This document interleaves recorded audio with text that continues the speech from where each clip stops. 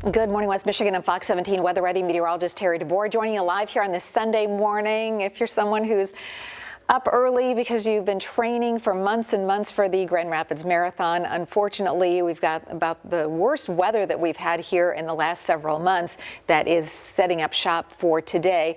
You can see that in and around the Grand Rapids metro area, back toward Muskegon, we have a hole in the precip right now that is going to be filling in over the next couple of hours. So do be prepared that you are going to be running in moderate to heavy rain for much of the race event today. Temperatures outside this morning are in the 50s. They'll actually hold steady or maybe drop a couple of degrees with a northwesterly wind coming in behind a low pressure center that is now working through the region. So again, you can see we've had this big gap in the precip for the last couple of hours, but again, with that low pressure center tracking right overhead, this is going to bring all of this moisture and energy back into as it fills in the center of that low pressure.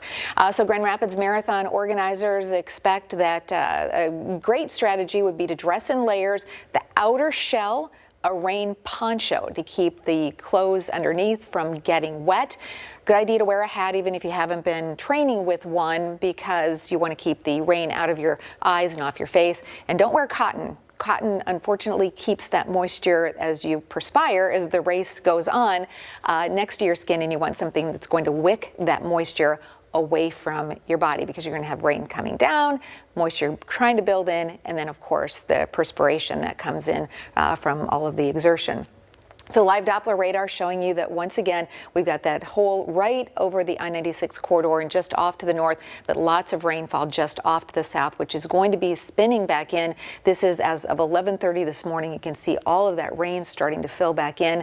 The back edge of the rain, by the way, not through the region until at least 6:30 or 7 o'clock this evening as this low pressure center finally moves eastward, and that will open the door for dry air to build in very quickly this evening and overnight tonight, and we will be looking at a good deal of sunshine for our Monday. Monday, still that northerly wind direction, so temperatures will be pretty close to average with a high right around 60 degrees. And then we've got a couple of upper level disturbances that will be coming in for Tuesday and Wednesday with some cooler temperatures settling in. A few rain showers will linger Tuesday and Wednesday with temperatures only around or a touch above 50 for daytime highs. Back to some sunshine and dry weather for Thursday, Friday, and Saturday. High temps in the low to mid 50s. By Friday morning and Saturday morning, those lows in the 30s. So we could be looking at some scattered frost in some of those traditionally frost-prone areas. Not looking at a widespread freeze event, at least at this point, but we certainly are trending toward those overnight lows getting much colder. Your temperature outlook for the 8 to 14 day outlook shows this.